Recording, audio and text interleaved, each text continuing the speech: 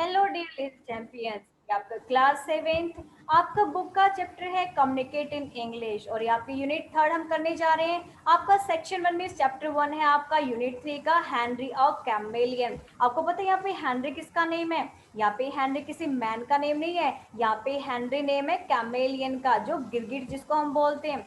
इसमें हम करने जा रहे हैं यहाँ पे question answers with full back exercise. इस चैप्टर की अगर एक्सप्लेनेशन देखनी है तो रत्ना सागर पब्लिकेशन क्लास सेवेंथ प्लेलिस्ट में जाके आप देख सकते हैं, और आपके ग्रामर राइटिंग सेक्शन हर बुक का आपको यहाँ पे सॉल्यूशन मिल सकता है। और अगर आपको कुछ और सॉल्यूशन चाहिए आप कमेंट बॉक्स में लिख सकते हैं। And yes, if you like the channel you can subscribe it for my coming videos also. Thank you so much for subscribing the channel. Now is that unit three lesson Henry, और आपका हम करने जा रहे हैं page number 47 जो आपकी book के अंदर है।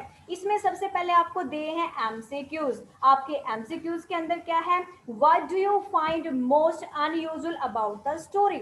आपको वो कौन सी चीज बहुत ज्यादा अनयूजुअल लगती है स्टोरी के बारे में? कौन सी चीज है यहाँ पर? A story can revolve around something and insignificant as a chameleon. तो आपका ये ए जो है वो आपका करेक्ट ऑप्शन है। सेकेंड क्वेश्चन पे चलते हैं एमसीक्यू में। The residents of the area heard stone. जो रेजिडेंट्स थे, जो वहां पर रहने वाले लोग थे, उन्होंने हर्ड किया स्टोन्स को फेंकना शुरू किया। उन्होंने फेंके स्टोन्स, फेंके एट द कैमेलियन, कैमेलियन के ऊपर। बिकॉज, क्योंकि, क्यों फेंके मीन्स लोगों ने, वहां के रहने वाले लोगों ने कैमेलियन के ऊपर पत्थर क्यों फेंके? क्या रीजन था?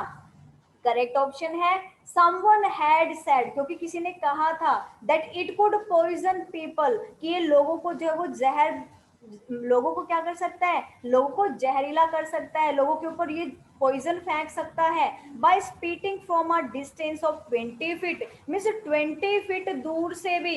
कहाँ से? 20 फीट दूर से भी ये लोगों के ऊपर क्या कर सकता है? पॉइजन को फेंक सकता है। इसलिए आपके थर्ड का सी ऑप्शन, आपके सॉरी सेकंड का सी ऑप्शन यहाँ पे करेक्ट है। अब चलते हैं थर्ड क्वेश्चन के अंदर। थर्ड क्वेश्चन में आपसे क्या पूछा गया यहाँ पे? थर्ड क्वेश्चन है tiring of his very attitude, I would tickle him gently in the ribs। जब उसने उसको गुदगुदी करना शुरू की, जैसे आपका यहाँ पर राइटर है, ऑथर है, उसने क्या किया? यहाँ पर कैमिलियन को गुदगुदी करनी शुरू की उसके रिब्स में। तो क्या हुआ? वो क्यों करता है यहाँ पे? ऐसा क्यों करता है यहाँ पे? क्योंकि इनडिफरेंट, ये यहाँ पर क्या शो करता है? Tiring of his very attitude, I would tackle him gently in the ribs. वो मतलब उसको गुदगुदी करना शुरू करते हैं। तो जो राइटर है यहाँ पे इज रेफरिंग टू द कैमेलियंस। यहाँ पर कैमेलियंस की किस चीज को रेफर करता है? In different attitude of not responding to the writer's friendly approach. क्योंकि यहाँ पर जो हेनरी है वो उसको फ्रेंडली अप्रोच नहीं करता, फ्रेंडली उसकी तरफ वो रिस्पॉन्स नहीं देता। कौन रिस्पॉन्स नहीं देता? हेनरी नहीं देता। किसका रिस्पॉन्स नहीं दे रहा है यहाँ पे? ऑथर का, राइटर का। क्यों नहीं दे रहा? क्योंकि ऑथर जो है यहाँ पर उसको गुदगुदी कर रहा है, लेकिन वो उसको जो वो पॉजिटिव रिप्लाई नहीं दे रहा है यहाँ पे। ठीक है, तो इसका थर्ड का सी ऑप्शन आपका करेक्ट होगा।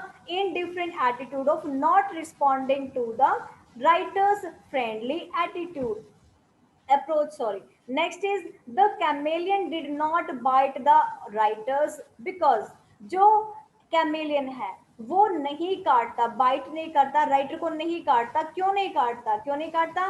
Because he probably thought that his teeth were for chewing food only, क्योंकि वो ये सोचता है कि जो उसके टीथ हैं वो सिर्फ खाना खाने के लिए है, ना कि किसी को काटने के लिए है, सिर्फ खाना चबाने के लिए है। आपका क्वेश्चन नंबर 5 आता है यहाँ पर, what was the reason for the commotion in the classroom? Classroom में जो कमोशन हुआ, क्लासरूम में जो शोर हुआ, उसका क्या रीजन था? क्या रीजन था यहाँ पर?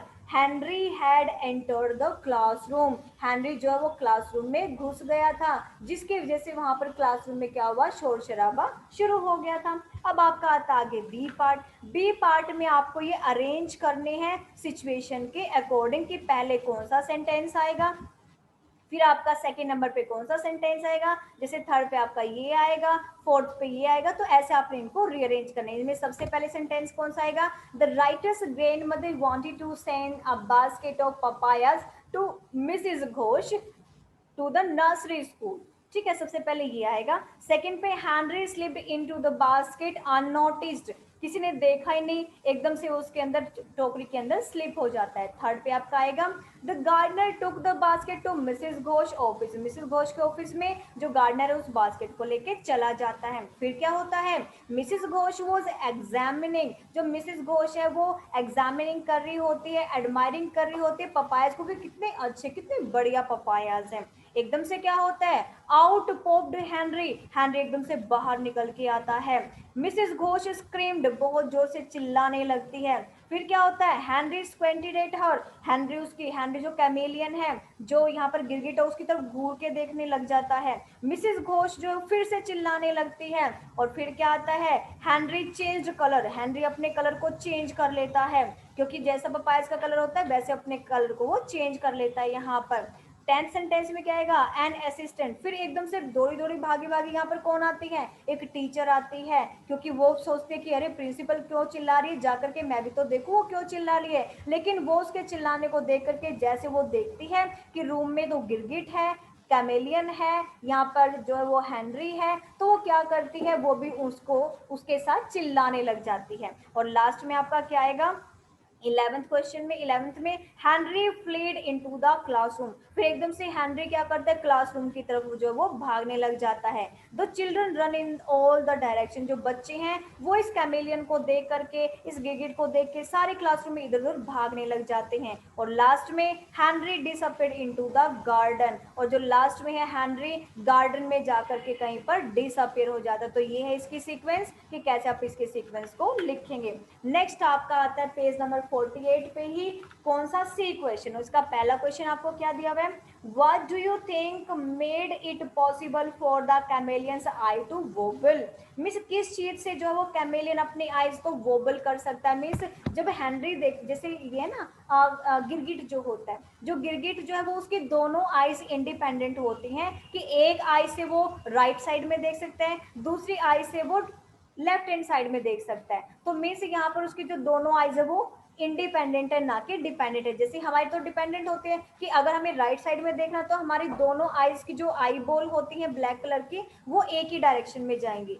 ठीक है, आप कभी देखना इसको करके, आप अगर राइट डायरेक्शन में देखना चाहते हो तो राइट में जाएंगे, लेफ्ट में देखना चाहते हो तो लेफ्ट में जाएंगे। ऐसा तो नहीं कि एक आईज को आप लेफ्ट साइड कर दे और सेकेंड आई को आप राइट हैंड साइड में कर दे, तो ऐसे नहीं होता।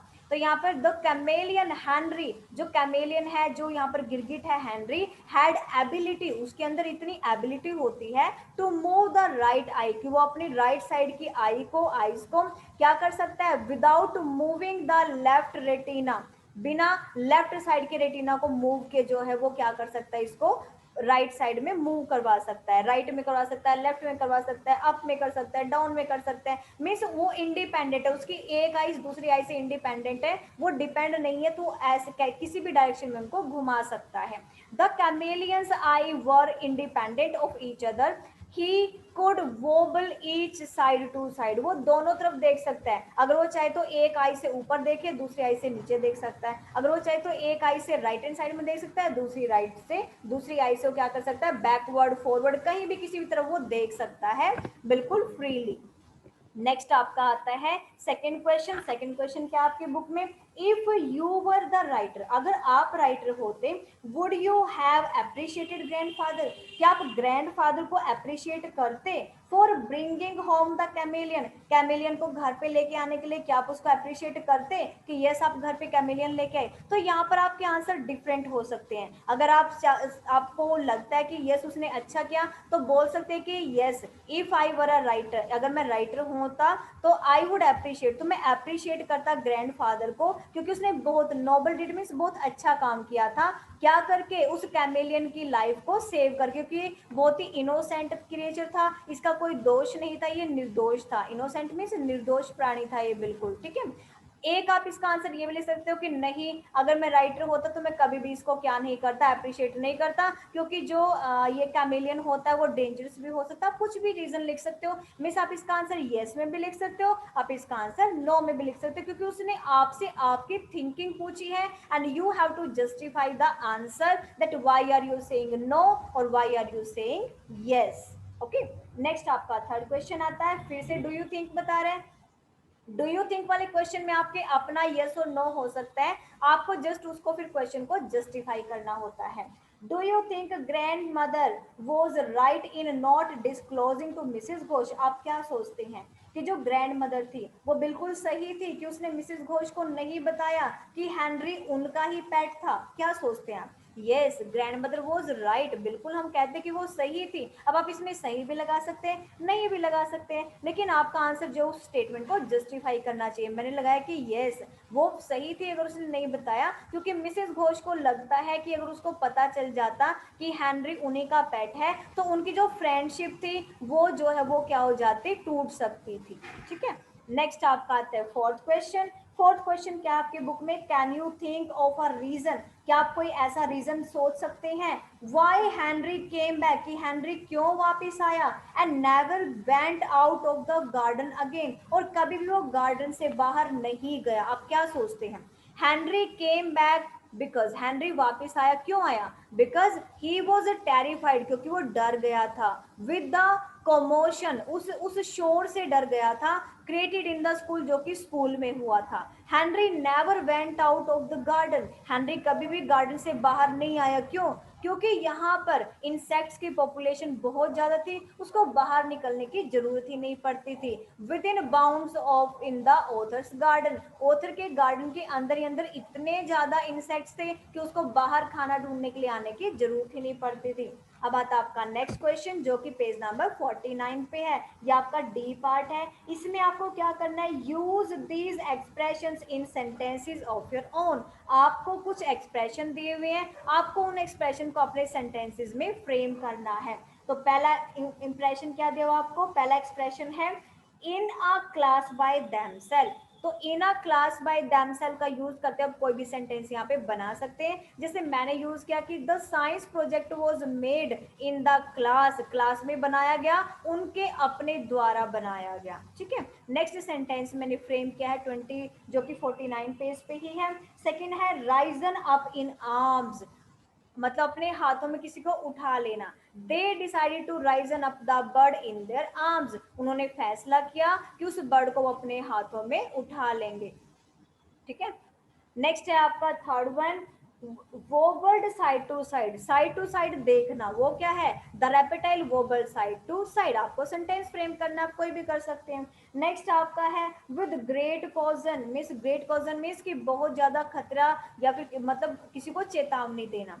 तो the notice was given with great caution, पूरे कॉजन के साथ, पूरे मतलब जो कोज होता है, कारण होता है, उसके साथ उन्होंने नोटिस यहाँ पे दिया, पूरी वार्निंग के साथ। सनिंग इटसेल्फ होता है कि धूप में धूप सेकना। The old man was sunning himself. अब देखो अगर आप ओल्ड मैन लगा रहे हो तो हिमसेल्फ आएगा, अगर किसी बर्ड का किसी एनिमल का नेम लगाओगे तो इटसेल्फ आप लगा दोगे यहाँ पे। अब मैंने सेंटेंस में ओल्ड मैन लिखा तो मैंने यहाँ पे हिमसेल्फ लगाया, अगर आप यहाँ पे किसी क्रिएचर का नेम लिखोगे तो आपको यहाँ पे जो है इटसेल्फ आप यहाँ पे लगा सकते हैं। सिक्स्थ आपका है वेराई एटीट्यूड। वेराई एटीट्यूड मीन्स क्या होता है कि यंग लेडी का जो वो अपना ही अलग से एटीट्यूड था, उनका एटीट्यूड दूसरों में मैच नहीं कर रहा था। अब आपका आता है नेक्स्ट ई क्वेश्चन। ई में देखो क्या होता है, देखो इनका प्रोनाउंसिएशन सेम है, अ साइड असाइड, समटाइम्स समटाइम्स, ये तो कलेक्टिव में है, ये इनमें गैप है। तो आपको बताना है कि कौन सा वर्ड इनके लिए सही है। यहाँ पर असाइड आएगा, यहाँ पे समटाइम्स आएगा, इसमें लाइटनिंग आएगा, इसमें एवरीडे आएगा,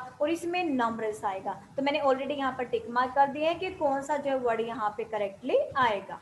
नेक्स्ट आपका पंक्चुएशन है, आपको पंक्चुएशन मार्क का यूज करना है। जैसे यहाँ पे पंक्चुएशन में कोमा लगेगा, यहाँ पे फुल स्टॉप और एस कैपिटल आएगा, यहाँ पे कोमा आएगा, फिर यहाँ पे भी कोमा आएगा, और यहाँ पे गोल्ड के बाद कोमा आएगा। तो मैंने ऑलरेडी डार्कन किए हुए इनको, आप यहाँ पर यहाँ से कॉमास लगा सकते हैं। फिर आपका आता है जी पार्ट। जी पार्ट में आपने पैराग्राफ में जो मिसिंग वर्ड्स है वो लिखने हैं। जैसे यहाँ पर आएगा his ageless strength, I was a young man, asked the people, there is a big rock on the river bank, the opposite side, you are across, the mullah shouted back. अब next आपका आता है फिर H part. H part में आपको क्या given है? H part में आपने करना है यूज ग्रामर, मीन्स आपका जो सबसे लास्ट बॉक्स बना हुआ है उस बॉक्स में कुछ डिटर्मिनर्स दिए हुए हैं, some, many, a lot of, less, a, an, much, little, more, all, any, the, my, this, that, those, your, his, her, our, their and no. इन वर्ड्स का यूज करके आपने सेंटेंसेस बनाने हैं जो मैंने यहाँ पे लिखे। आप कोई भी सेंटेंस फ्रेम कर सकते हैं, बट मैंने यहाँ पर एक एक सेंटेंस आपके लिए फ्रेम कर दिया है जिनमें एक एक आपका डिटर्मिनर लिखा है। जैसे यहाँ पर सम का यूज किया है, यहाँ पे मैंने का किया है, यहाँ पे लोड का किया है, ठीक है, यहाँ पे मैंने लेस का यूज किया है, एन का यूज किया है, और यहाँ पे मच का यूज है, ठीक है, यहाँ पे वॉज लेफ्ट, इसमें किसका यूज हुआ है, यहाँ पे द ओल्ड मैन, द का यूज यहाँ पे किया है, ठीक है, और यहाँ पे किस चीज का यूज किया है, मोर का यूज जैसे मैंने यहाँ पे किया है, ठीक है। और नेक्स्ट स्लाइड में देखिए, नेक्स्ट में my mother gave me all, all का मैंने यहाँ पर यूज किया, यहाँ पे एनी का यूज किया, यहाँ पे ओन का यूज भी है और माई का यूज दोनों ही है यहाँ पे। फिर यहाँ पे किस चीज का यूज है, दिस का यूज है, यहाँ पे दोज का यूज है, ठीक है, यहाँ पर योर का भी और हर का भी है, ठीक है। यहाँ पर जो है किसका यूज किया मैंने, हिज का यूज किया हुआ है, इसमें मैंने आवर और वेरी का यूज किया हुआ है, ठीक है, और यहाँ पर मैंने देर का यूज किया। तो ऐसे आप अपने सेंटेंसेस को फ्रेम कर सकते हैं। तो ये था आपका सॉल्यूशन इस चैप्टर का। नेक्स्ट चैप्टर का सॉल्यूशन भी आपका ऑलरेडी अपलोडेड है, कुछ चैप्टर्स जो रहते हैं वो साथ साथ अपलोड हो रहे हैं, सो आप उसके लिए सब्सक्राइब कर सकते हैं कि जब भी आपका चैप्टर अपलोड होगा आपको उसका नोटिफिकेशन मिल जाएगा और आप उस चैप्टर को देख पाएंगे। किसी भी क्वेरी के लिए आप कमेंट बॉक्स में लिख सकते हैं। So thank you so much for watching the video and subscribing the channel.